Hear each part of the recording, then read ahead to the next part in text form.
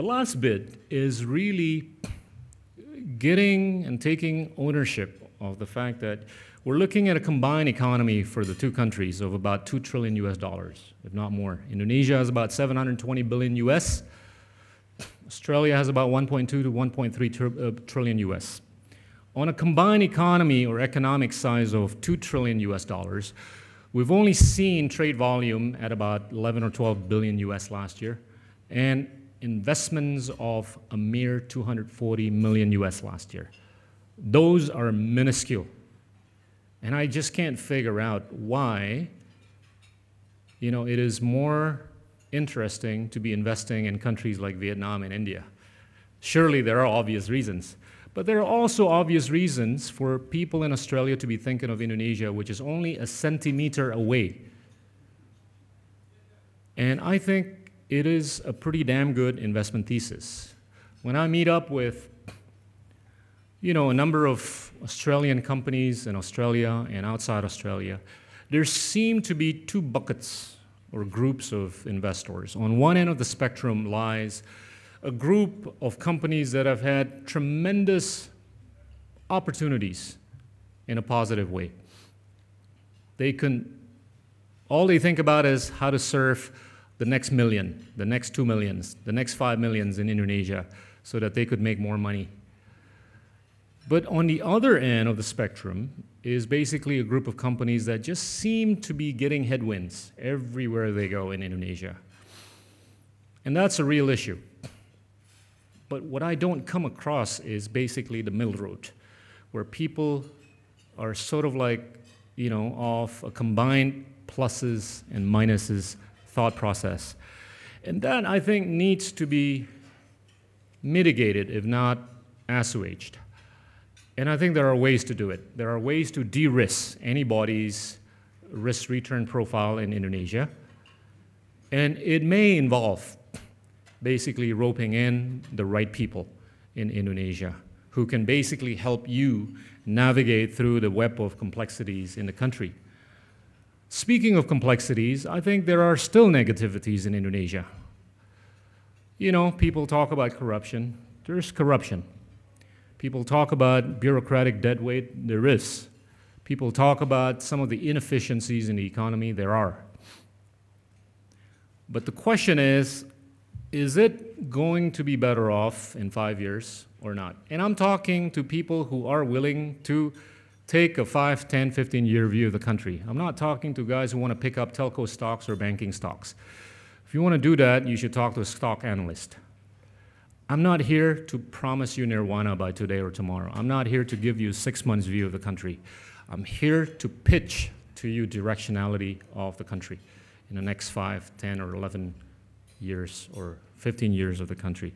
And I think it's not a bad thesis.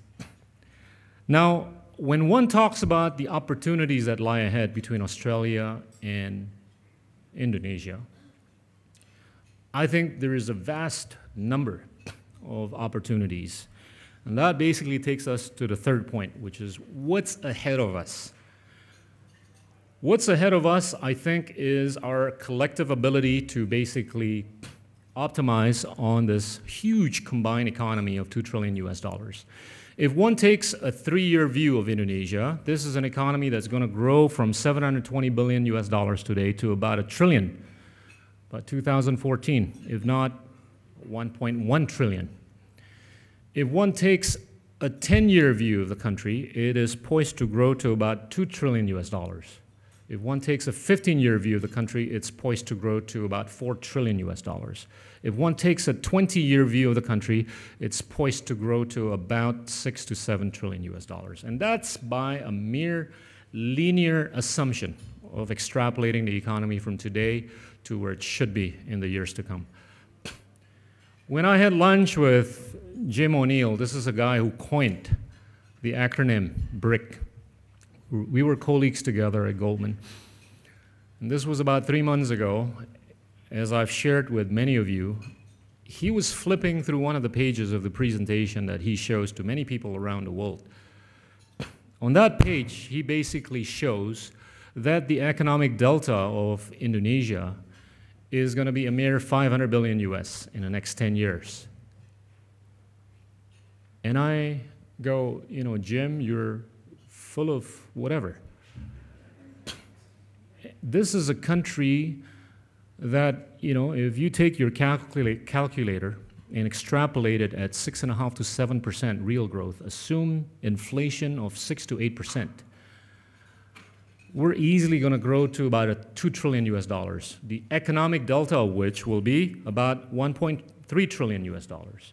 I'll even discount it by 30 to 40%. It'd still be higher than your 500 billion US dollars. And here's a guy who basically opines on many institutions, countries around the world, and has appeared to have a bit of a disconnect with the new realities of Indonesia.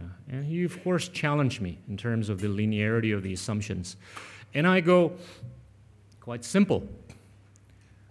I explain, and I went through the song and dance of the demographics, the political stability, and the macroeconomic stability. You've seen it. In 2008 and 2009, by virtue of the crisis we saw, we were still the third highest growth country amongst all the G20 countries after China and India, at 4.5% growth rate in 2009.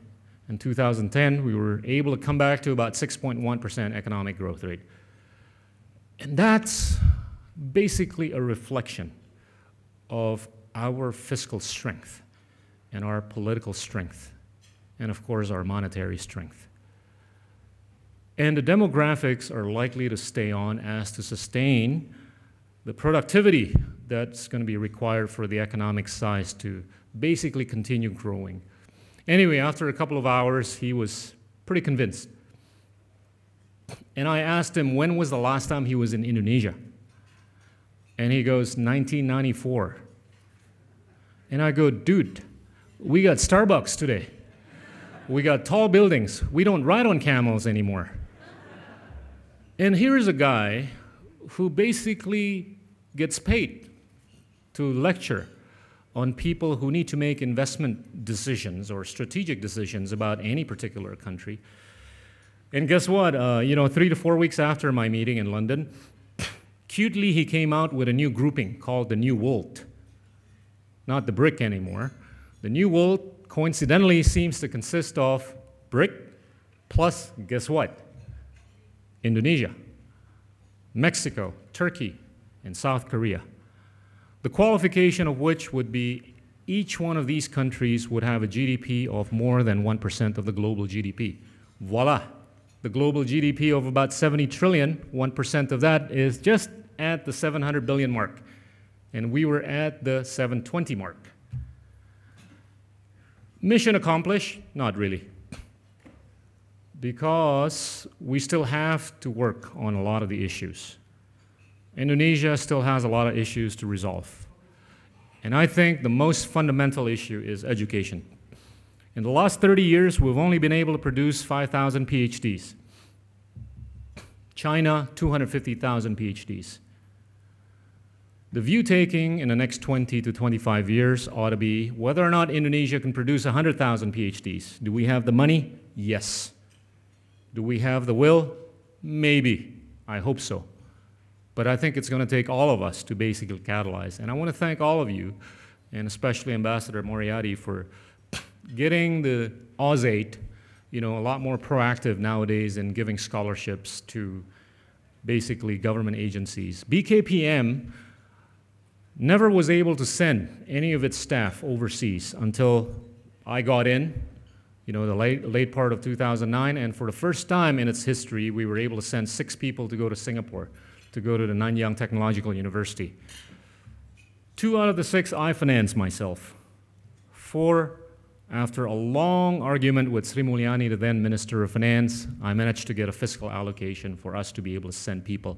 This year, with the help of the government of Indonesia, the government of Australia, and a few private entrepreneurs, we're looking at being able to send between 17 to 21 of our staff to go to schools in Singapore, Europe, America, and Australia.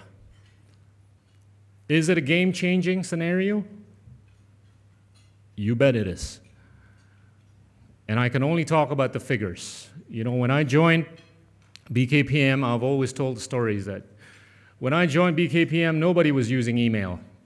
People were using fax machines. And as I recall, the last time I used a fax machine was in 2000. And 15 months ago, I basically made a policy for anybody, everybody, to basically be having a BlackBerry so that we can actually communicate on the internet or through email. And this has basically translated into good things from an efficiency standpoint. We're now able to basically issue licenses in 5 hours at BKPM Jakarta. We're trying to emulate that, as opposed to months, by the way. The testimonial, I think the funniest or most interesting, came from one journalist from Straits Times by the name of Bruce Gale, who came to interview me about some of the stuff we have done. And I told him, you know, it could take about a day or two for anybody to get a license. He actually sent a mystery shopper the next day to apply for a PMA. And guess how long it took him to get a license? 5 hours. And he wrote a nice piece, you know, for us on the Straits Times. But you know what? This is no reason for us to be complacent. Because if we can't produce the 100,000 PhDs, if we can't produce the plumbers, I think we're going to be stuck with a future of just selling oil, gas, rubber, bauxite, tin, coal, and all the natural resources that we've been good in selling. You know, I always get asked as to whether or not it's possible to make a difference. It's been good. You know, the last 15 months, we had a record year in terms of investments. We were able to hit a record high last year of $23 billion in terms of capital formation, as opposed to about $13 billion the year before. And that's exclusive the upstream oil and gas and the financial services. But the view taking is, where do we want to be in 2014? We want to be doing about 55 to 60 billion US. And that's a spike of a huge percentage from 23 billion US to 60 billion US in about 3 years' time.